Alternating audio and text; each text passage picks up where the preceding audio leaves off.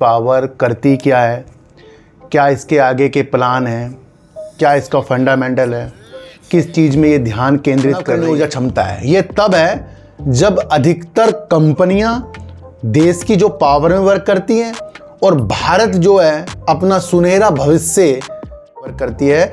तो हमें ये भी जानना जरूरी है कि कंपनी की कितनी क्षमता थर्मल पावर के ऊपर है और कितनी नवकरणीय के ऊपर है, क्योंकि सर नवकरणीय ऊपर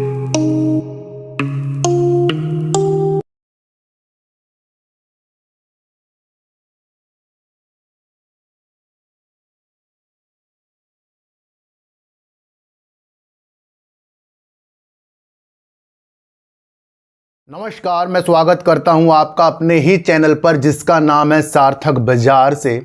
आज हम बात करेंगे, हमारे प्यारे सब्सक्राइबर ने बहुत पहले कहा था कि सर आर पावर की वीडियो बनाइए, यानी रिलायंस पावर की, यानी कि अनिल अंबानी संचालित कंपनी रिलायंस पावर करती क्या है, क्या इसके आगे के प्लान हैं, क्या इसका फंडामेंटल है, किस चीज़ में ये ध्यान केंद्रित कर रही है, क्या इसको बड़ी परियोजनाएँ मिल रही है, क्या इसकी क्षमता है, वो सारी चीज़ें आज हम जानेंगे। हर बार की तरह फिर बता रहा हूँ, मैं कंपनी की यहाँ पर सिर्फ उसकी न्यूज बेस फंडामेंटल एनालाइज कर रहा हूँ। किसी भी तरीके की वो एनालाइज बिल्कुल भी नहीं है कि हमें इस शेयर को ख़रीदना या बेचना है। ये एक ऐसी किताब मैं आपके सामने रख रहा हूँ जो मैं आपको पढ़ा रहा हूँ, और उससे आप क्या समझते हैं ये आपका अपना विषय हो सकता है। मेरा विषय सिर्फ यही है कि मैं प्रत्येक कंपनी की वीडियो बनाऊं और उसकी बारीकियां आपको समझाऊं, और उसके द्वारा हम उस कंपनी के वजूदों को जानेंगे कि कंपनी क्या करती है, क्या इसके आगे के प्लान है। तो उस उद्देश्य से वीडियो देखना भैया, मैं आपको फिर एक बार बता रहा हूं। तो हम शुरू कर रहे हैं रिलायंस पावर की। और रिलायंस पावर की अगर मैं बात करूं तो इसकी स्थापना भारत के साथ साथ अंतर्राष्ट्रीय स्तर पर बिजली परियोजना के विकास, निर्माण और संचालन के लिए की गई थी। पर कुछ दिन अच्छा चलने के बाद जब ये अनिल अंबानी जी के पास आई, आपको पता ही है, फिर ये कर्जे में घूमती रही है और अधिकतर रिलायंस ग्रुप की कंपनियां आपको बर्बादी की ओर भी देखने को मिली है। कुछ दिवालिया हुई हैं, कुछ अलग अलग स्थितियों के साथ है। तो हमने एक चीज़ देखी है कि रिलायंस इंफ्रा और रिलायंस पावर अपने में सुधार करके अपने को कर्ज से थोड़ा थोड़ा मुक्त करके आगे की ओर बढ़ रही है ना। तो उस विषय के अनुसार इस चीज़ों को हम समझते हैं। तो दूसरी तरफ अगर मैं बताऊं तो कंपनी के पास अपने दम पर और अपनी सहायक कंपनियों के माध्यम से बिजली उत्पादन क्षमता का एक बड़ा पोर्टफोलियो है जो संचालन में है और साथ ही विकास के अधीन है। यानी कि एक बड़ा पोर्टफोलियो है जो काम भी हो रहा है और उसके अंदर निर्माणाधीन भी और विकास के अधीन भी है। तो उन नीतियों को भी आपको समझकर चलना पड़ेगा। तीसरी तरफ अगर मैं आपको बताऊं तो कंपनी का जो रिजल्ट आने वाला है 9 मई को आने वाला है, यानी कि Q4 इसका 9 मई 2025 को आने वाला है।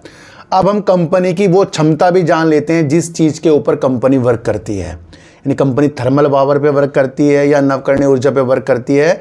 तो हमें ये भी जानना जरूरी है कि कंपनी की कितनी क्षमता थर्मल पावर के ऊपर है और कितनी नवकरणीय के ऊपर है। क्योंकि सर नवकरणीय ऊपर जो विशेष हमारा ध्यान रहेगा वो इसलिए भी रहेगा कि क्या रिलायंस पावर भी नवकरणीय ऊर्जा की तरफ बढ़ रही है। क्योंकि अगर हम अगर रिलायंस पावर की मौजूदा क्षमता नवकरणीय ऊर्जा की तरफ देखें तो मात्र 185 मेगावाट की है।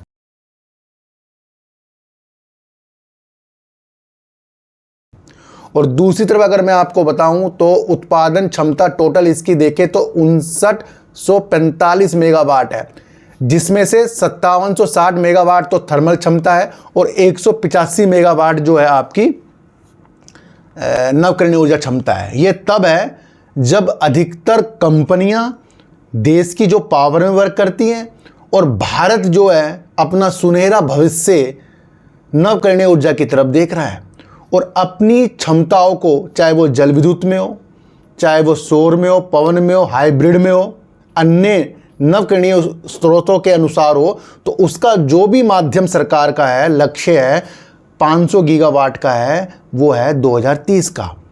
और अगर हम रिलायंस पावर की क्षमता देखें तो 185 मेगावाट की है। और अगर रिलायंस पावर को अपनी मजबूती के साथ आगे बढ़ना पड़ेगा तो उसको नवकरणीय ऊर्जा क्षेत्र के अंदर भी अपना ध्यान केंद्रित करना पड़ेगा। मैं आपको बता दूं क्यों? क्योंकि अगर नवकरणीय ऊर्जा की तरफ रिलायंस पावर भी आगे बढ़ता है तो वो थर्मल पावर के साथ साथ अपनी नवकरणीय ऊर्जा की क्षमता, जो देश की ज़रूरत भी है और आगे का फ्यूचर भी है, उसके अंदर अपनी स्थिति को अच्छा करेगा। मैं आपको फिर बता रहा हूँ, हम यहाँ सिर्फ एक नॉलेज ले रहे हैं, खरीदने बेचने की दृष्टि से वर्क नहीं कर रहे हैं।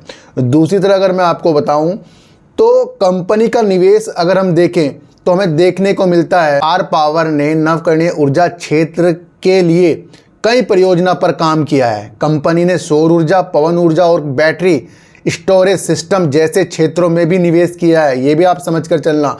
हाल ही में आर पावर की सहायक कंपनी को भारत की सबसे बड़ी सौर प्लस भंडार परियोजना मिली है। वो कौन सी परियोजना आओ ये भी जानते हैं।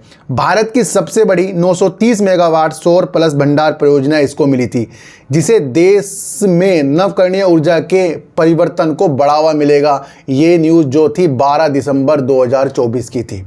इसी न्यूज़ को अगर हम और समझें तो आर पावर की सहायक कंपनी को solar energy corporation of India से 1800 मेगावाट की बैटरी ऊर्जा भंडारण प्रणाली के साथ 930 मेगावाट की एक विशाल सौर ऊर्जा परियोजना हासिल की है इसने। तो इन परियोजना पे भी ये वर्क करेगा। हम ये क्यों न्यूज़ खंगोलते हैं? क्योंकि इससे कंपनी के वजूदों के अंदर कुछ प्लस पॉइंट जुड़ेगा। भैया नवकरणीय ऊर्जा की तरफ जब इसने इतनी बड़ी परियोजना जीती तो उसको पूरा भी तो कंपनी ही करेगी, और जब पूरा करेगी तो वो उसके प्लस पॉइंट जुड़ेंगे नवकरणीय ऊर्जा की तरफ। तो इसलिए हम विशेष तौर पर अलग नीतियों के साथ कुछ सीखना चाह रहे हैं।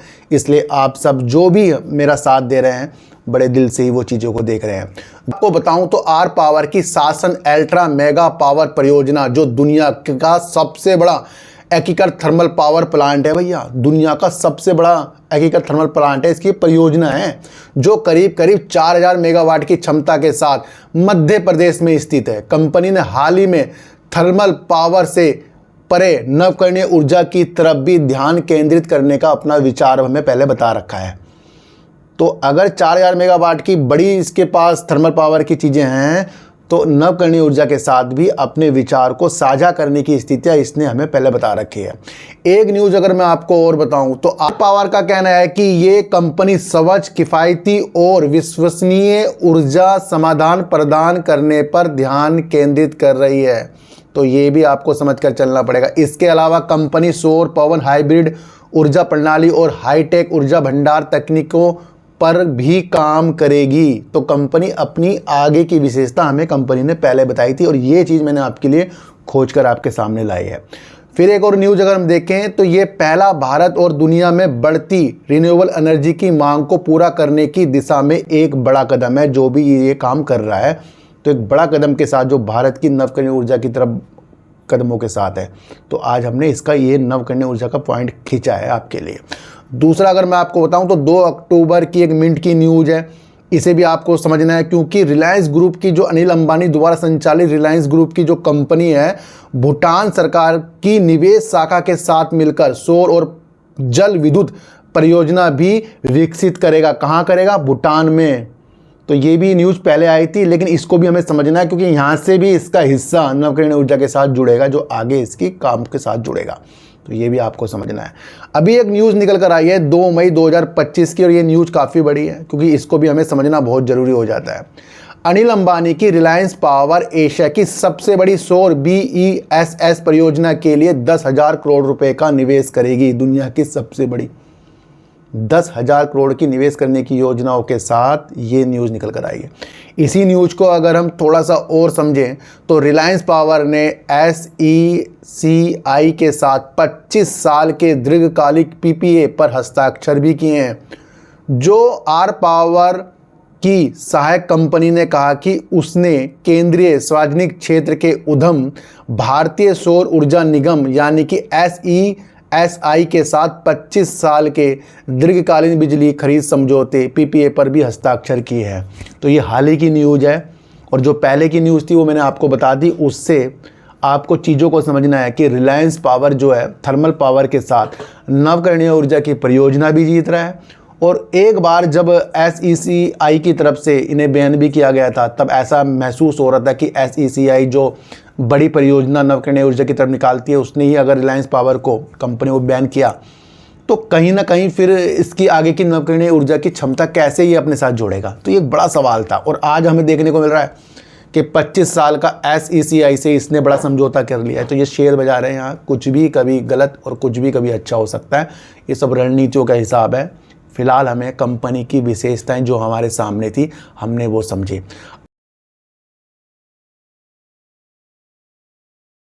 अब हम कंपनी का फंडामेंटल देखें तो कंपनी का मार्केट कैप अगर हम देखने को मिल रहा है 16,120 करोड़ का मिल रहा है। करंट प्राइस अगर हम देखें तो 40 रुपये का, हाई अगर हम देखें तो 54 रुपये 20 पैसे का और 23 रुपये 30 पैसे का कंपनी का लो है। दिसंबर 2023 में कंपनी ने 1,944 करोड़ की सेल कर दी, 437 करोड़ का कंपनी ने प्रॉफिट किया था। कंपनी प्रॉफिट भी कर रही है। दिसंबर 2024 में 1,853 करोड़ की सेल भी कम करी है और 42 करोड़ का कंपनी ने प्रॉफिट भी किया है। पर आप ये चीज़ें समझ कर चलें, इसका जो रिजल्ट आने वाला है 9 मई को आने वाला है 2025 को, वो भी फोकस में ही रहने वाला है। रिजर्व की अगर हम बात करें तो कंपनी का रिजर्व सितंबर 2024 का हमें देखने को मिल रहा है 10,376 करोड़ का। 14,903 करोड़ की कंपनी का उधार देखने को मिल रहा है। मैं आपको फिर बता दूं, सितंबर 2000 का डाटा है ये घट बढ़ भी सकता है क्योंकि मार्च 2025 तक के लोगों के डाटे आ रहे हैं। इसका अगर आना शुरू हुआ तो वहाँ इसका रिजर्व हमें ज़्यादा या कम या उधार ज़्यादा या कम देखने को मिल सकता है। फिलहाल ये सितंबर 2024 की नीतियाँ थी। प्रमोटर की अगर हम बात करें तो प्रमोटर कंपनी के अंदर 23.37% के, FIs 13.21% के, DIs 3.29% के और पब्लिक कंपनी के अंदर 60.23% की है। और अगर हम इसका कैश फ्लो देखें तो कैश फ्लो भी कंपनी का बेस्ट हमें देखने को मिल रहा है। तो भैया ये रणनीतियाँ थी जहां हमने जल्दी में ही रिलायंस पावर की वो नीतियाँ सारी समझ ली जिससे हमें रिलायंस पावर को जानने का एक अनोखा रूप नवकरणीय ऊर्जा की तरफ और उसके जो भी कदम है उसको समझने का मौका आज की वीडियो से माध्यम से मिला। तो किसी को भी खरीदने बेचने की चीज़ें मेरे चैनल पर बिल्कुल भी नहीं है, ना कोई मेरा टेलीग्राम ना कोई मेरा व्हाट्सएप ग्रुप है। सावधान रहें क्योंकि फेक लोग काफ़ी लोग आ रहे हैं। हमें सिर्फ समझने के उद्देश्य से वीडियो देखनी है। तो सर चींटी को आटा दीजिए, गाय को रोटी दीजिए और अपने बच्चों को ज़्यादा से ज़्यादा प्यार कीजिए क्योंकि बच्चे ही आपकी मासूमियत से किस्मत पलटेंगे। तो फिर मिलेंगे आपसे नई वीडियो के साथ, जब तक के लिए नमस्कार।